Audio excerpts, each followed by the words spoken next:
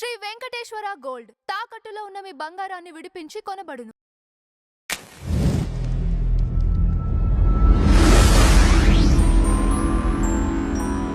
అంటే without permission అనేటువంటి వేదాలు అనేటువంటివి కూడా నేర్చుకోకూడదు.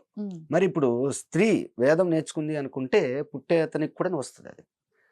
ఇప్పుడు అతను ఒక దుర్మార్గుడికి పుట్టాడా, లేదంటే ఏమో చెడుగా ఆలోచించామా, వీళ్ళని బట్టి చేసి ఆ పుట్టేటువంటి వాడికి ఆ మైండ్ సెట్ అనేటువంటిది వస్తుంది. దాంతోపాటు వేద జ్ఞానం కూడా వచ్చింది అని అంటే వాడు రావణాసురుడు లాంటి వాడు, రాక్షసుడు లాంటి వాడు అవుతాడు.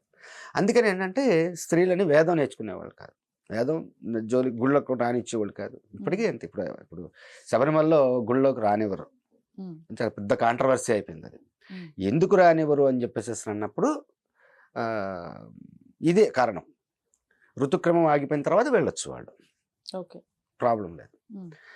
ఎందుకు అని చెప్పేసి అంటే ఆ వేద మంత్రాలు అనేటువంటివి వినటం అనేటువంటి వలన లోపల ఉన్నటువంటి ఆ పిల్లవాడు, పుట్టేటువంటి ఆ పిల్లవాడు కూడాను ఈ యొక్క జ్ఞానం అనేటువంటిది వస్తుంది అనేటువంటి వాళ్ళు గ్రహించి ఇలాంటి రిస్ట్రిక్షన్ పెట్టారనమాట. వాళ్ళు పురాణాలు చదవచ్చు, భగవద్గీత చదవచ్చు, లేదు ఇంకోటి వచ్చు, లేదంటే ఈ రోజున వచ్చేటప్పటికి అసలు నో రిస్ట్రిక్షన్స్. వేదం చదివి ఏం చేస్తారు? ఇప్పుడు ఎంబీబీఎస్ చేయండి, తప్పులేదు. ఐఏఎస్ చేయండి, ఐపీఎస్ చేయండి, ఇంకోటి చేయండి, నో ప్రాబ్లం.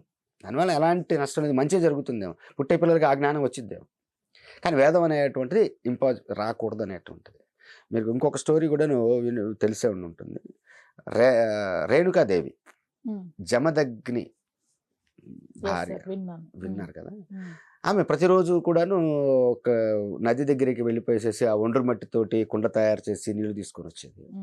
అలాంటిది ఒక రోజున ఆమె కుండ తయారు కాలేదు. ఎందుకు కాలేదో ఆమెకే అర్థం కాలేదు, ఆమెకే తెలియదు.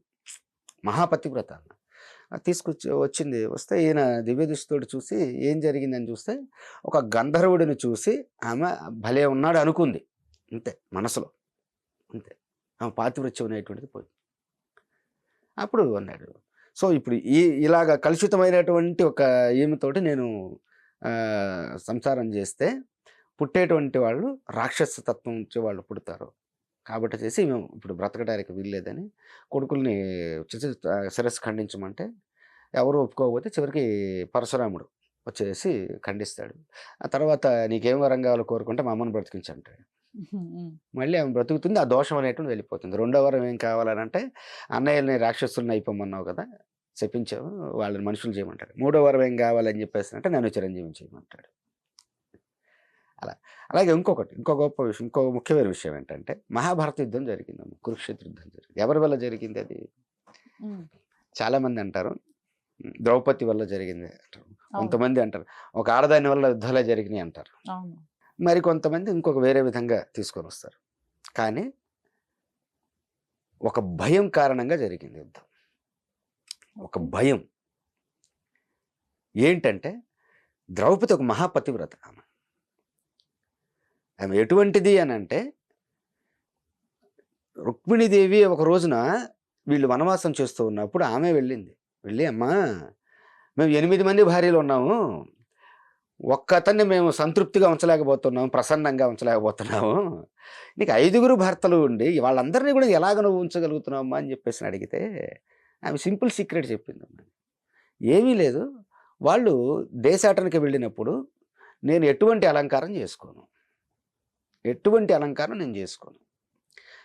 అలాగని వాళ్ళు వచ్చినప్పుడు నేను చింపిరి జుట్టు వేసుకొని ఇలాగ నేను ఉండను, వాళ్ళు నన్ను చూసి ముగ్ధులయ్యే విధంగా ఉంటాను, ఇదేనమ్మా, అంతకుమించి నేనేం చేయను అని చెప్పేసాడు. ఒక సింపుల్ సీక్రెట్ చెప్పింది అనమాట.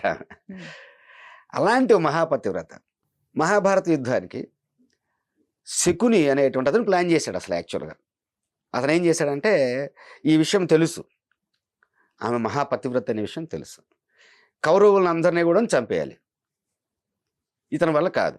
దానికోసం మాస్టర్ ప్లాన్ వేశాడు. జోదం అనేటువంటి తీసుకొని వచ్చి ఈ జోదంలో ముందుగా పాండవులందరూ ఓడిపోయిన తర్వాత ద్రౌపదిని గనక ఓడిపోతే అప్పుడు, ఎందుకంటే పాండవులు ఓడిపోయారని చెప్పేసి అన్నప్పుడు వీళ్ళకి బానిసలు అవుతారు, కౌరవులు ప్రభువులు అవుతారు. ఇప్పుడు ప్రభువుల కోసం వీళ్ళు వెళ్ళిపోయి ఇప్పుడు యుద్ధం చేయమనే చేయాలి వీళ్ళు. ఇప్పుడు వాళ్ళు చెప్పినట్లు అవుతుంది ఆమెను గనక ఇప్పుడు వడ్డితే, అప్పుడు ఆ విషయం ఆమెకి తెలిస్తే ఆమె ఒక శాపంతో కౌరవులు మొత్తం చనిపోతారు.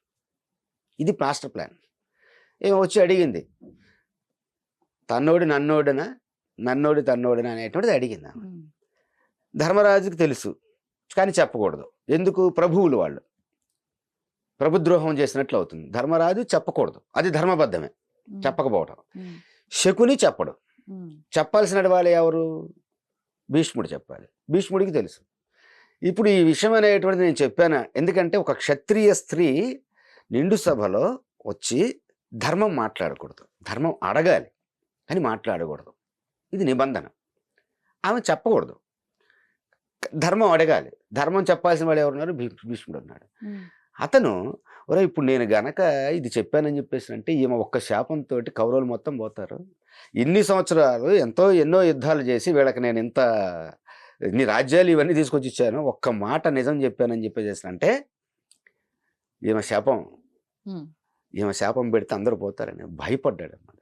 ఆ భయం కారణంగానే వస్త్రాపహరణం జరిగింది, వీళ్ళు శపథాలు చేయటము, యుద్ధం దాకా వెళ్ళిపోయింది. ఒక్క స్త్రీ యొక్క పాతివ్రత్య మహిమకున్నటువంటి దీనికి భయపడి ఒక మహాయుద్ధమే జరిగిందమ్మా. స్త్రీ అంటే అంత గొప్పదమ్మా, స్త్రీ అనేది అంత గొప్పదన్నమాట. అప్పుడు ఆ యుద్ధంలో కూడాను కృష్ణుడు వెళ్ళి అడిగాడు, తాత ఏంది నువ్వు ఇంతమంది చనిపోతా ఉన్నారు, అసలు దీని మొత్తానికి కారణం నువ్వే కదా, ఆ రోజు చెప్పుంటే ఇదంతా ఉండేది కాదు కానీ. అవునయ్య పొరపాటు చేశాను, తప్పు చేశాను, మరేంటి అని అంటే మరి మరణశిక్ష వేయాల్సిందే. అంటే కొంతమందికి తప్పుగా అనిపించవచ్చునేమో, కొంతమంది ఒక రకంగా అనుకుంటారు. గాడ్సే వెళ్ళిపోయి గాంధీ గారిని చంపడం కరెక్టే అనేటువంటిది కొంతమంది అంటుంటారు. అది ఎంతవరకు నిజమో కానివ్వండి, భీష్ముడిని చంపడం అనేటువంటిది అప్పటి వరకు భీష్మాచార్యుడు అని ఉండే పేరు ఆ ఒక్క తప్పు వల్ల ఆచార్య అనేటువంటి బిరుదు పోయిందమ్మా. ద్రోణాచార్యునికి చనిపోయిన తర్వాత కూడా ఆచార్య అనేటువంటి బిరుదు అట్లానే ఉంది, కానీ భీష్ముడు అని పిలుస్తారు, భీష్మాచార్య అనేటువంటిది కాదు. ఎందుకంటే అతను ధర్మం తప్పాడు కాబట్టి. అప్పుడు కృష్ణుడు చెప్తాడు, అతని సీక్రెట్ చెప్తాడు, శిఖండిని తీసుకురమ్మని చెప్పేసి కృష్ణుడు ఒక మాట చెప్తాడు, అర్జున ఈ దుర్మార్గుడిని ఇతని వలన ఇన్ని లక్షల మంది చనిపోయారు, ఇంకెంతోమంది చనిపోతారు, కాబట్టి ప్రతి ఒక్క సైనికుడి యొక్క లెక్క ప్రకారం ఒక్కొక్క బాణం కొట్టేసేసి అంటాడు. వెళ్ళిపోయి కొట్టేసేస్తాడు, రౌండ్గా కొట్టేసేస్తాడు. మళ్ళీ మొలపందికి రౌండ్గా ఉంటాయి చూసారు, అలా కొట్టేసేస్తాడు. ఆయన నేల కానలేదు. చాలామంది స్టోరీస్లో ఏంటంటే ఆయనకి కింద ఇది అవ్వకుండా అంపస వేశారు, బాణాలతోటి మంచంలో తయారు చేస్తారు అంటారు, అలా కాదు, చుట్టూరుతో కొట్టేసేసారు. ఆయన ఎటు దొరికినా కానీ నేల మీద ఆనడం, దానికి అది వేరే అది ఒక సీక్రెట్ అనమాట. మరి అంటచ్చు అన్ని బాణాలు ఎక్కడి నుంచి వచ్చినాయండి ఆయనకి అని చెప్పేసి కొన్ని లక్షల బాణాలు కొట్టాడు. ఎందుకంటే అర్జునుడి దగ్గర వచ్చినప్పుడు అక్షయ తునీరం అనేటువంటిది ఉంది. తునీరం అంటే బాణాలు పట్టుకునేటువంటిది. అంటే ఆ రోజుల్లో ఉండే టెక్నాలజీ అది. ఆటోమేటిక్గా అక్కడికక్కడే బాణాలు మళ్ళీ కొత్త ప్రొడ్యూస్ అవుతూ ఉండేటువంటి టెక్నాలజీ కూడా ఉంది, ఈ రోజున ఉంది వీళ్ళ దగ్గర.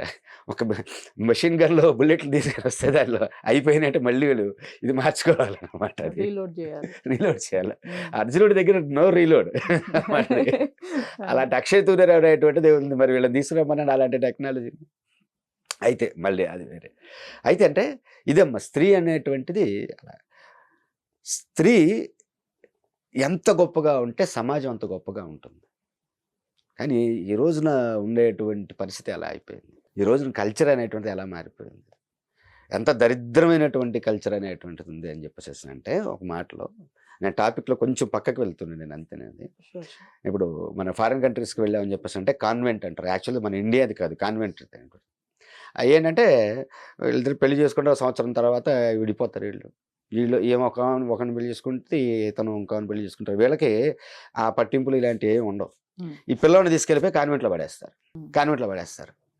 మళ్ళీ తర్వాత ఆమె ఇంకో పెళ్లి చేసుకొని మళ్ళీ విడిపోయి ఇంకో పెళ్లి కూడా చేసుకోవచ్చు. ఇతను ఇంకో పెళ్లి వదిలేసి మళ్ళీ ఇంకో పెళ్లి చేసుకుని వాళ్ళ పిల్లలు కూడా తీసుకెళ్ళి కాన్వెంట్లో వేస్తారు. నీ ఒరిజినల్ ఫాదర్ ఎవడరా అని చెప్పాలంటే ఫాదర్స్ డే సంవత్సరానికి ఒకసారి ఆ ఫాదర్ వెళ్ళిపోయేసి నేనేరా నీ ఫాదర్ని అంటాడు. మరి నీ ఒరిజినల్ మదర్ ఎవరు అని చెప్పేసి అంటే మదర్స్ డే.